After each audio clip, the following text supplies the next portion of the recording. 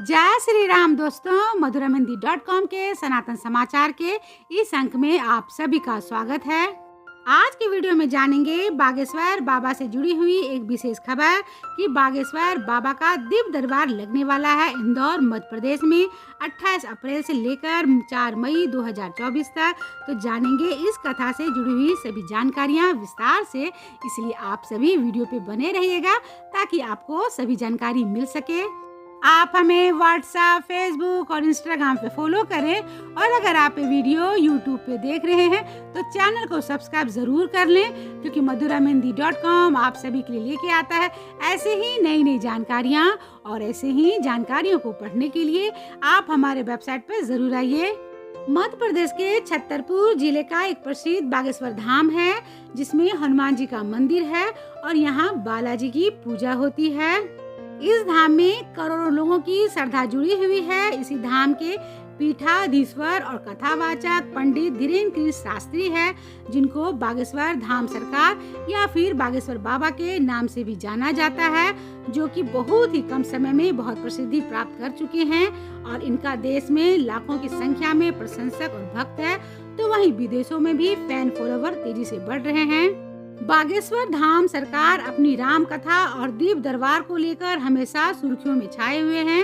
इनकी कथा जहां भी होती है, भक्त हजारों लाखों की संख्या में पहुंचते हैं। बागेश्वर धाम और उनके महाराज धीरेन्द्र कृष्ण शास्त्री इस समय चर्चा का विषय बने हुए हैं, खासकर उनका दिव्य दरबार, जहां भक्त इनको ईश्वर का अवतार मानते हैं, तो वहीं कुछ लोग इनको अंधविश्वास को बढ़ाने वाले भी मानते हैं। इनके भक्त बताते हैं कि पंडित धीरेन्द्र शास्त्री जी का दिव्य दरबार लगने पर वे अपने दरबार में किसी भी अनजान व्यक्ति को बुलाते हैं। जब तक वो अनजान व्यक्ति उनके करीब पहुंचता है, तब तक पंडित महाराज उस व्यक्ति का नाम, उनका पता एक पर्चे पर लिख देते हैं।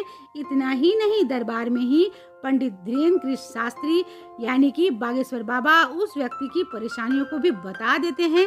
यही कारण है कि उनके दिव्य दरबार में अर्जी लगाने वालों की भीड़ लगी रहती है। तो चलिए वीडियो को आगे बढ़ाते हुए हम जानेंगे कि बागेश्वर बाबा का दिव्य दरबार कहाँ लगने वाला है। बागेश्वर धाम सरकार के पीठाधीश्वर विश्व विख्यात कथावाचक पंडित धीरेन्द्र कृष्ण शास्त्री 28 अप्रैल से लेकर 4 मई तक 7 दिन इंदौर में श्रीमद् भागवत कथा करेंगे, जो कि स्वर्गीय रामरतन चौधरी और श्रीमती भागवती देवी चौधरी की स्मृति में होगी। इस भाव श्रीमद् भागवत कथा के मुख्य आयोजक अक्षत रामचंद्र चौधरी जी ने बताया कि 28 अप्रैल से 4 मई तक बागेश्वर धाम सरकार पंडित धीरेन्द्र कृष्ण शास्त्री जी के श्रीमुख से श्रीमद् भागवत कथा मां कानेश्वरी गर्भ परिसर ITI रोड में होगी। इस कथा में हजारों की संख्या में भक्तों की आने की संभावना को देखते हुए विशाल पंडाल बनाया जा रहा है। पार्किंग और अन्य व्यवस्थाओं को अंतिम रूप दिया जा रहा है।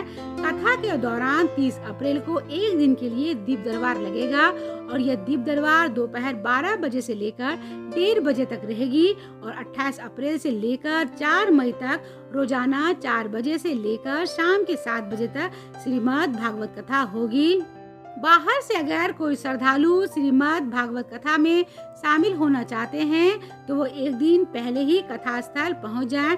कथा स्थल में रहने की, ठहरने की और खाने की पूरी व्यवस्था की गई है, जिससे कि श्रद्धालुओं और भक्तों को किसी तरह की कोई परेशानी नहीं हो। तो चलिए जानते हैं कि कथा स्थल मां कानेश्वरी गर्भ परिसर ITI रोड इंदौर कैसे पहुँचे।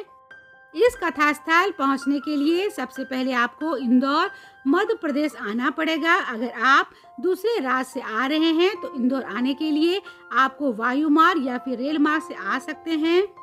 इंदौर का रेलवे स्टेशन कोड है INDB। इंदौर आने के बाद आप यहां से ऑटो या फिर टैक्सी के द्वारा कथा स्थल पर आसानी से पहुंच सकते हैं।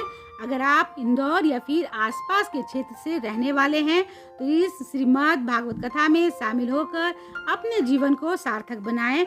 और अगर आपको कोई परेशानी या समस्या है, तो दिव्य दरबार में अपनी अर्जी जरूर लगाइए, जिससे कि आपको अपनी समस्या का निवारण मिल सके।